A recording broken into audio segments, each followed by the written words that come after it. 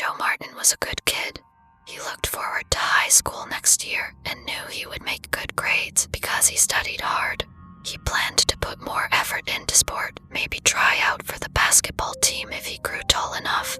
And he respected his family and his elders like all good kids should, which is why he sat politely at the kitchen table in his grandfather's house, waiting while the old man made a pot of tea. You got time for some cake?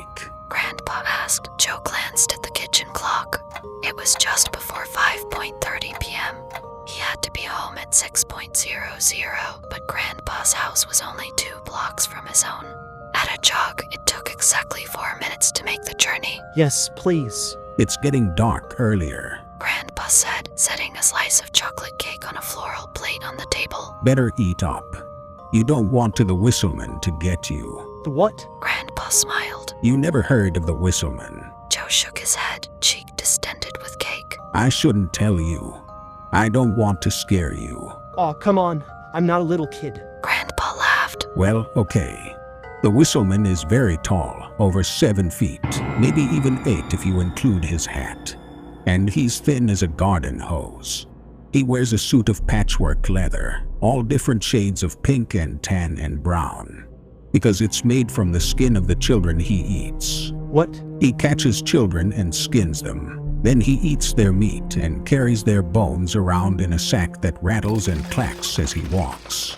His bag is patchwork skin like his suit, and no one knows why he keeps the bones, but he must have a plan for them.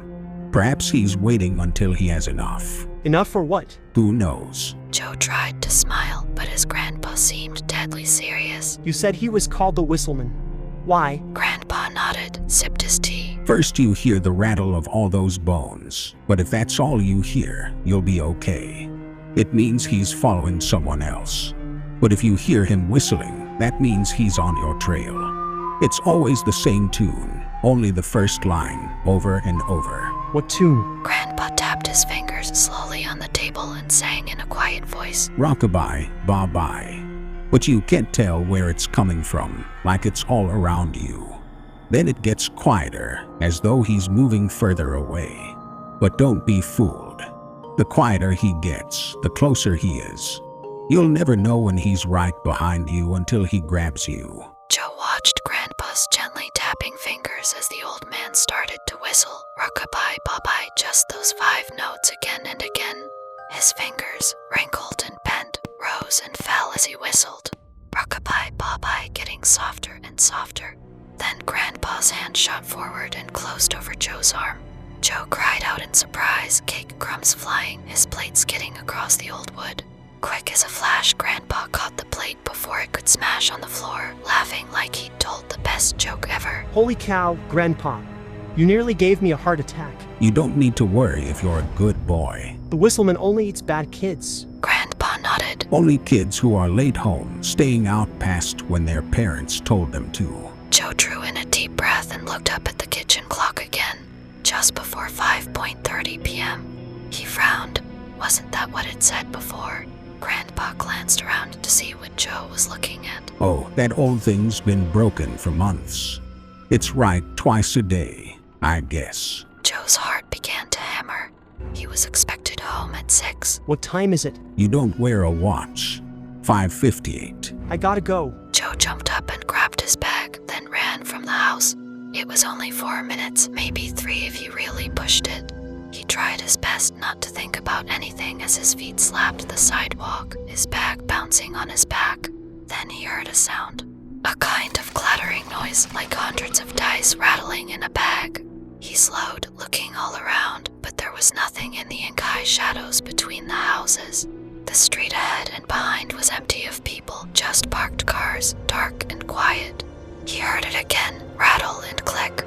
Under a street light up ahead on the corner, a tall, stick-thin figure stepped into view. The man wore a suit that looked like giant autumn leaves all stitched together, shades of pink and tan and brown and black. It glistened in the artificial light, like skin. His top hat made him taller than the fences, and over his shoulder he held a huge bag of similar patches.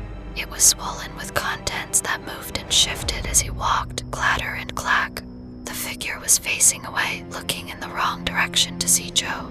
He remembered Grandpa's words. First you hear the rattle of all those bones, but if that's all you hear, you'll be okay. It means he's following someone else. But if you hear him whistling, that means he's on your trail. Joe sidestepped into deep shadows under a tree, holding his breath while his heart slammed into his ribs. The streetlight flickered, strobing for a moment, making Joe blink. He rubbed his eyes, blinked again, and saw there was no one there. He blew out the breath he had been holding. Grandpa's stupid story making him see things. He should hurry, only one more block to home, and it must be after 6. He broke into a jog again, licking dry lips, trying to think only of his bright house and the dinner his mother would have waiting for him. As he jogged under the streetlight, he heard the sound again, rattle and clack, and then a tune whistled that seemed to come from all around him at once. Rockabye, bye-bye. Then again, slightly quieter than before, then again softer still. Rockabye, bye-bye.